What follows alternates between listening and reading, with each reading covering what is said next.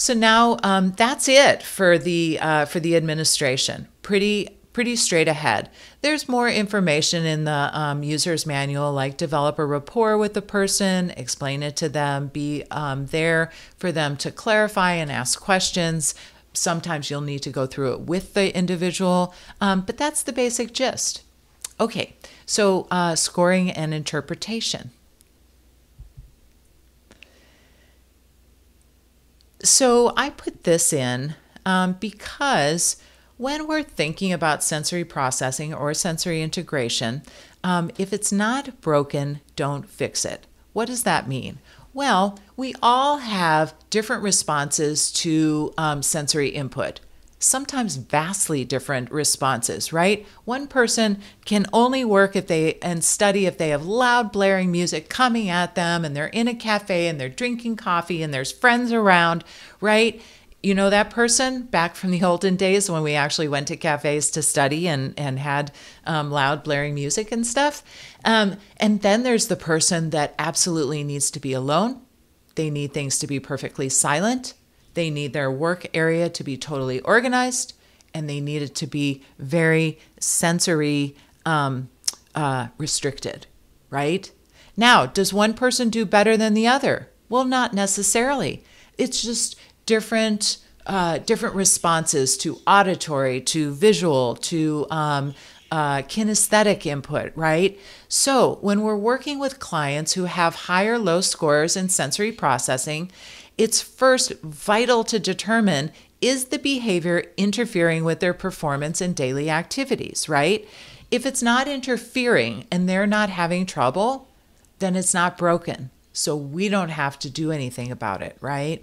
So we always want to consider, what's the functional level? Is this person having trouble with their sensory processing or integration, or do they just do it differently and they manage?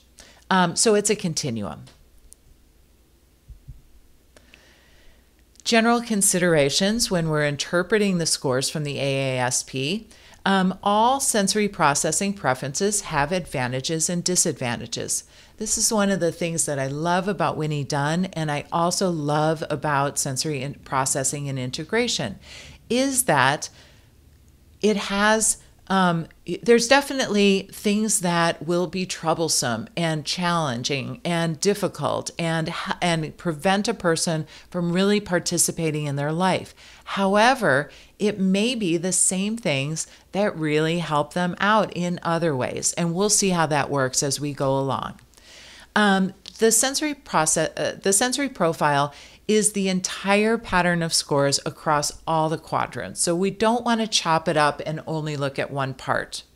Low scores are as meaningful as high scores. So it's not just you scored high, there's a problem. If you score particularly low, it also has meaning. Any combination of scores is possible. So we do see patterns, but they're not necessarily the only things that we would see. And we want to consider patterns within the sensory categories themselves.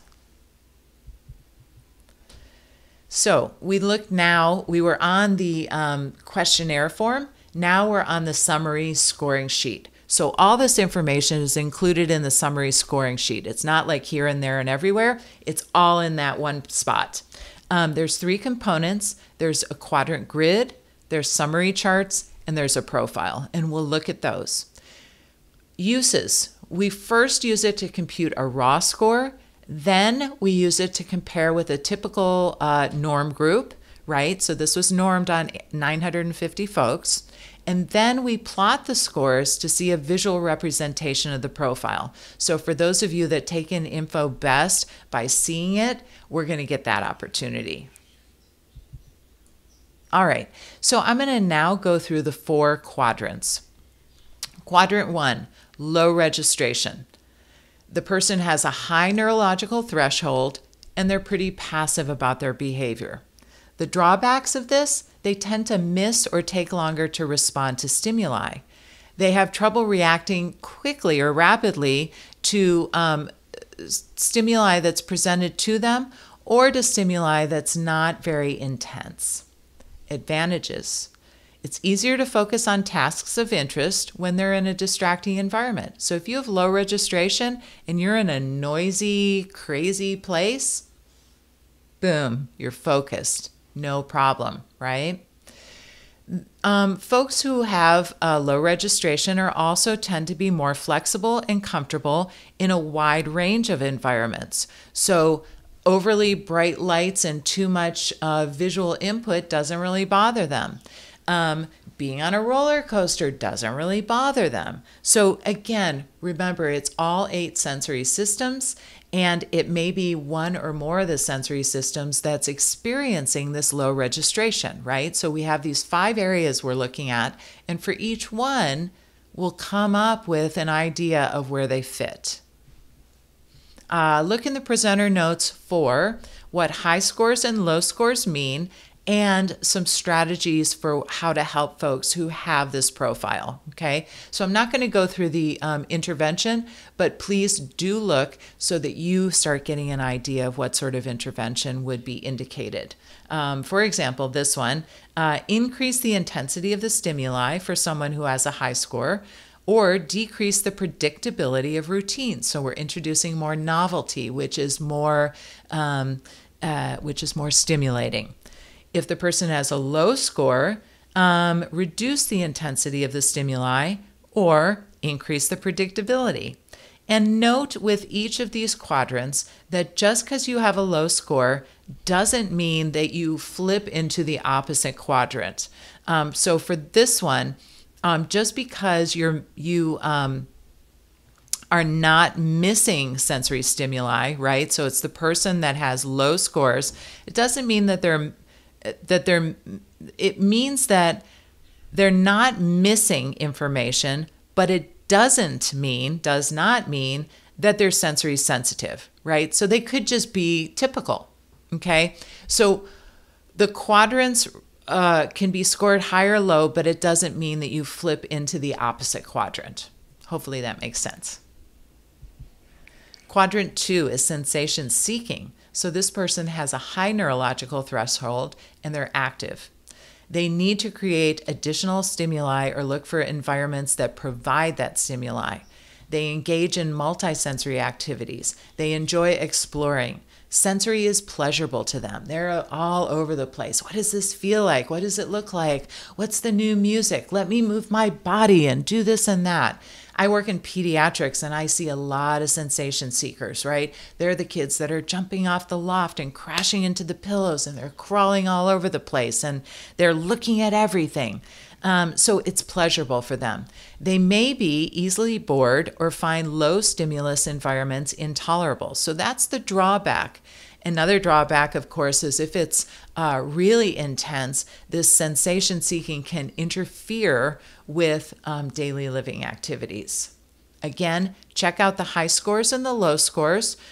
Strategies for high scores incorporate additional sensory input so you can meet that threshold and obtain more input before the task versus during it to kind of keep that person on task.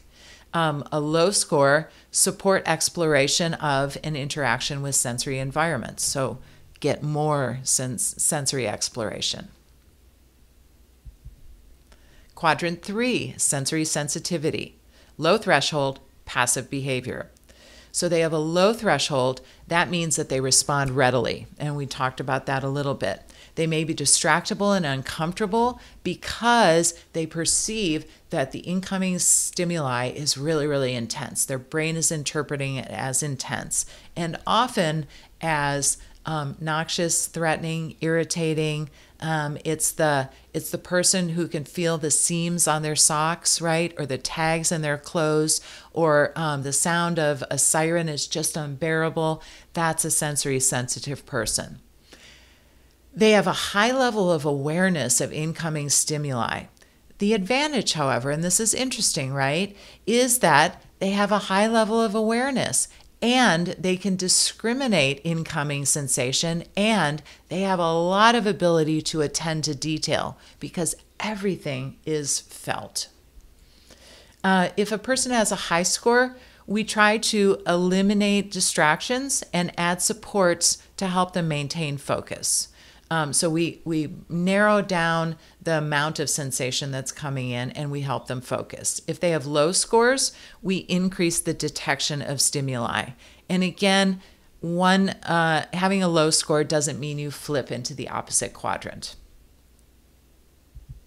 All right, and our last one, sensation avoiding. So this is low threshold active behavior. They're overwhelmed and bothered by sensory stimuli, just like the person who's sensitive. But the avoiders actively engage with their environment to reduce the sensory stimuli. So the sensory sensitive folks are like, and they often go into like a fight, flight, fright, or freeze, right? It used to be fight or flight response of the sympathetic nervous system. These sensory sensitive people also might freeze. And it's just like, oh, please let it be over. Our sensation avoiding folks are not passive, they're active.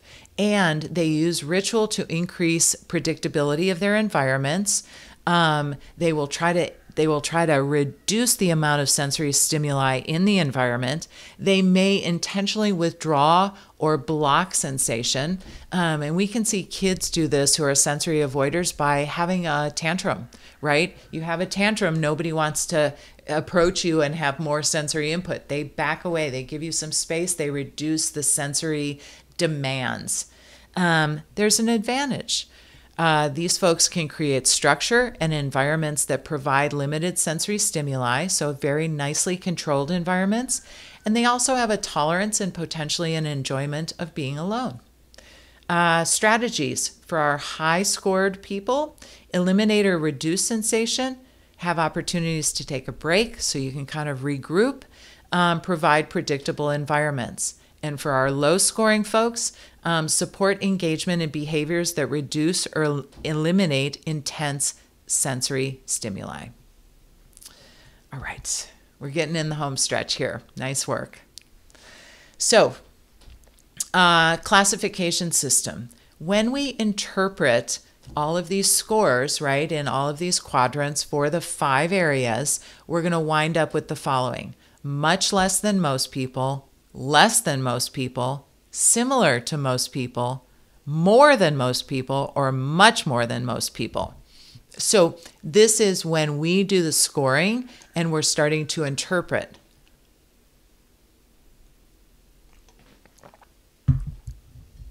And what we're looking at is the person who filled out the AASP as compared to the normative sample of typically responding folks.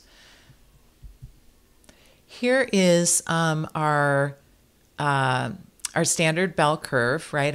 Our standard distribution. And you can see on this that same as others, right? So respond similarly to others is the high point of the bell curve and the orange arrow. So within 0 to 1 standard deviation above or below the mean. Then between 1 and 2 standard deviations is more and less than, and more than 2 standard deviations either above or below the mean means that they definitely are responding differently than others. So just to go back, so our much less and much more are those 2 standard deviations. Our less and more are 1 to 2, and our similar to most people are within 1 standard deviation from the mean. Okay. So that's how it pans out statistically. Here is an example of a quadrant grid. And notice now we have these squigglies. There's the line, the squiggle, the spiral, and the vertical line. And it's an example of how it gets scored. And you'll notice that we put in the raw scores, right, in those right-hand columns, and it's to the items that are in the left-hand columns. So one thing about the scoring of the sensory profiles is you can't just go 1, 2, 3. Because items 3, 6, 12, 15, 21, 23, blah, blah, blah, right? Those are all in quadrant 1. And then in sensation seeking, they have a different set. So the scoring does take a little while. It's not difficult. It just requires a little bit of concentration and detail orientation to get it accurate.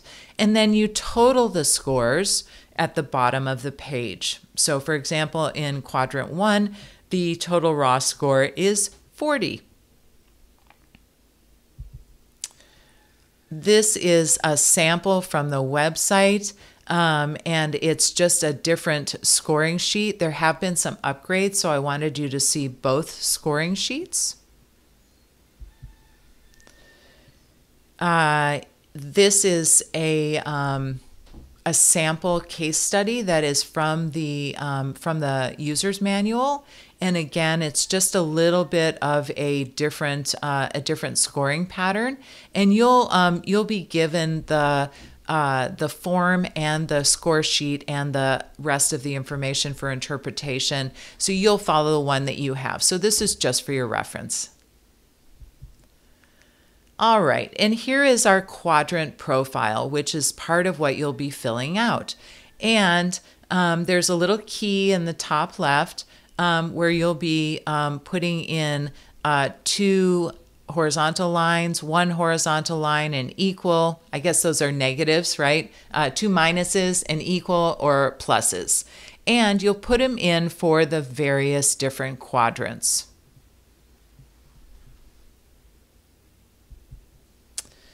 Okay, we're getting right to the end. That was the last page about the AASP. This is just information about the Sensory Profile 2 for those of you that are interested in pediatrics, or you want to, you've given it before, or you've seen it being given before, or you're planning on giving it. So it's a whole bunch of information that again, is in the presenter notes. It's taken from the website and gives you just a broader view of the sensory profile that's for children.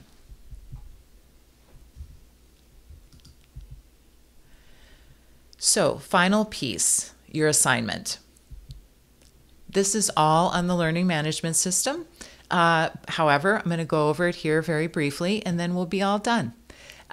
First, you're going to complete the questionnaire and the scoring. You'll answer all the questions, all 60 of the questions, in 5 areas. You'll score your test using the summary score sheet. You'll complete that sheet, which has some other information that you're going to put in. You'll complete your quadrant profile, and then you'll plot your scores on the grid. So you'll visually plot them so you can see what's up with you. Then, the second part, you're going to review the suggestions for intervention, which are included. It's a second document that you can download, and it includes a wealth of suggestions. And you're going to write a short analysis of your sensory processing preferences. Now, again, remember, there's no right or wrong score, and just because you score differently than others doesn't mean that there's anything wrong with you, right? I myself am pretty tactily sensitive. And does it mean that I can't survive in the world? No, it means that I cut my tags out. I like soft clothing. I don't wear turtlenecks. Stuff like that, right? So my function is not impacted. So if your function is not impacted, great. If it is and you discover that, great. You can actually use some of the strategies to help. And then also remember that intervention strategies appropriate for your sensory profile are individual and they may not work for others. So it's not a cookbook. When we're actually giving the sensory profile and following up with intervention efforts, we're doing it based on this instrument but a whole evaluation and a whole bunch more information. So we would be confirming what we found here. We would be seeing the person and observing them, actually doing activities, right? So we wouldn't rely on this as our only means of assessment, but we'd incorporate it into a larger evaluation. We do a occupational profile, etc. So that's that. And I think it's going to be an enjoyable assignment for you. It's pretty cool, and it's pretty enlightening to see your sensory processing preferences and where you fall in the scores. All right, so questions. Please jot down your questions. Bring them to class with you, regardless of who your instructor is. We will discuss this instrument in class and dig in deeper where we need to. And I thank you so much for your attention. I hope that you've gotten some good information from this. And please feel free to contact me with any questions you have. All right, thanks so much, everyone. Bye-bye.